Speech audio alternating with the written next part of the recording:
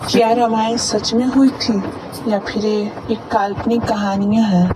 आज के दौर में कुछ लोग इसे सच मानते हैं, कुछ लोग इसे मनगढ़ंत कहानियाँ बताते हैं। लेकिन हम आज आप लोगों को वैज्ञानिक रिसर्च के कुछ ऐसी बातें बताएंगे जिससे आप ये मानने पर मजबूर हो जाएंगे कि रामायण सिर्फ एक काल्पनिक कहानियाँ नहीं है बल्कि सच घटना है। राम जी, लक्ष्मण, रावण और हनुमान ये सब एक समय में हुआ करते थे।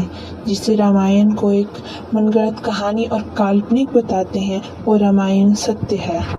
चलिए आज की इस वीडियो में हम आप लोगों को बताते हैं रामायण सब भारत के सबसे प्रसिद्ध ग्रंथों में से एक है जिसकी रचना महर्षि वाल्मीकि द्वारा की गई थी। रामायण में भगवान राम के होने का पूरा चरित्र का वर्णन महर्षि वाल्मीकि द्वारा रामायण में की गई है। जगह जगह पे लोग आस्था से रामायण का पाठ भी करते हैं, लेकिन कुछ जगहों पे लोग भगवान के होने पे ही सवाल उठाते हैं और रामायण को केवल कहानियों से भरी ही किताब बताते हैं। रामायण के अनुसार भगवान राम ने अधर्मी रावण और राक्षसों का विनाश करके धर्म की स्थापना की थी। उन्होंने ऋषि मुनि को रावण और राक्षसों के प्रकोप से बचाया था। ज्यादातर लोगों का सवाल यही होता है कि रावण और राम सच में थे? क्या वाकई में रावण के 10 सिर और 20 हाथ हुआ करते थे? क्या वाकई में हनुमान जी अपने इच्छाओं से रूप धारण कर सकते थे? यही सब बातें लोगों को विश्वास करने से हटाती है। यही सब बातों को सुनकर लोग विश्वास नहीं कर पाते हैं।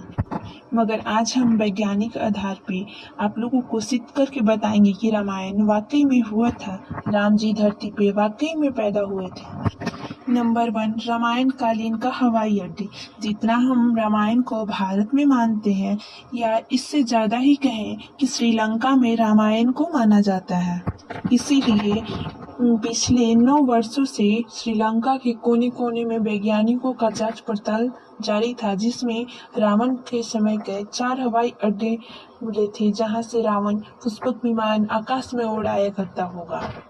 रामायण टीम के अध्यक्षों ने ये बताया, खोज करने वाले अध्यक्षों ने ये बताया है कि वाकई में ये लंका जो है वो श्रीलंका ही था।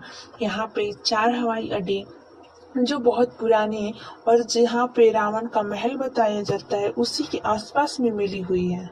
रामायण के अनुसार रावण जिस महल में रहता था वो सोने का महल था जिसे हनुमान जी ने जला दिया था।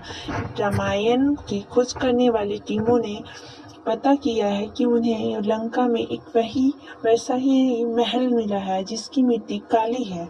लोगों का मानना है कि वही महल है जिसे हनुमान जी ने जला के राख कर दिया था। उसके आसपास की सभी मिट्टी सामान्य मिट्टी की जैसे ही है, लेकिन उस महल के पास की मिट्टी काली पड़ी हुई है। इस महल का कई ऐसे रास्ताएं निकलती हैं जहां से लोग अलग अलग जगहों पे जा सकते हैं। रावण कभी यहाँ से पलक झपकते वहां प्रकट हो जाता था। लोगों का मानना है कि वही गुप्त रास्ता से रावण आवागमन करता होगा। नंबर 3, सीता हरण के बाद माता सीता को जिस स्थान पर रखा गया था उसका नाम अशोक वाटिका था, जो कि श्रीलंका में आज भी मौजूद है। ये हमारा नहीं, कुछ जानकार लोगों का और वैज्ञानिकों का रिसर्च करने का दावा है। आज भी श्रीलंका में अशोक वाटिका है। रामायण में कुछ जिक्र के अनुसार हमें पता चलता है कि अशोक वाटिका में अशोक का पेड़ बहुत ज्यादा होने के कारण उस जगह के अशोक वाटिका नाम रखा गया। इतने बड़े सबूत को हम ठुकरा नहीं सकते हैं। इसी तरीके से चौथा बड़ा सबूत ये है द्रोणगिरी पर्वत। रामायण के अनुसार जब मेघनाथ के वार से लक्ष्मण जी मूर्छित हो गए थे तो हनुमान जी संजीवनी बूटी लाने के लिए द्रोणगिरी पर्वत पे गए। वहां उन्हें द्रोणगिरी पर्वत पे संजीवनी बूटी नहीं मिली, पूरे पर्वत को ही उठाकर वो ले आए थे। उसके बाद उन्हें वापस उस पर्वत को जाके वहां रखने के लिए कहा गया, लेकिन हनुमान जी ने उसे गुस्से में छितर बितर कर दिया और वो लंका के अलग अलग कोनों में जाके गिरा। वाकई में श्रीलंका में अनेक प्रकार की जड़ी बूटियां मिलती हैं।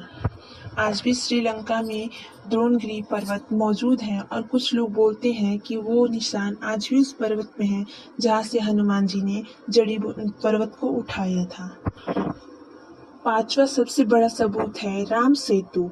रामायण सच में हुई थी, इसका सबसे बड़ा प्रूफ राम सेतु है। नासा के रिसर्चों के बाद पता चला कि वही राम सेतु है जिसके बारे में रामायण में जिक्र है, और ये नासा द्वारा प्रूफ किया हुआ एविडेंसेस है। नंबर 6 और सबसे बड़ा प्रूफ सुग्रीव का गुफा। बाली के डर से जिस गुफा में सुग्रीव छिपे हुए थे, वो गुफा आज भी मौजूद है, जिसमें राम जी और सुग्रीव का मिलन हुआ था। राम जी सुग्रीव और हनुमान बाकी वानर सेना से मिले और बाली का वध कर सुग्रीव का राज्य उन्हें वापस लौटाया। इतने सारे एविडेंसेस को हम नकार नहीं सकते हैं, और इतने सारे प्रूफ को हम देख के यह नहीं बता सकते हैं कि रामायण एक मिथ्या है, काल्पनिक है। लेकिन आपका क्या राय है, कमेंट में आप जरूर बताएं। जय श्री राम।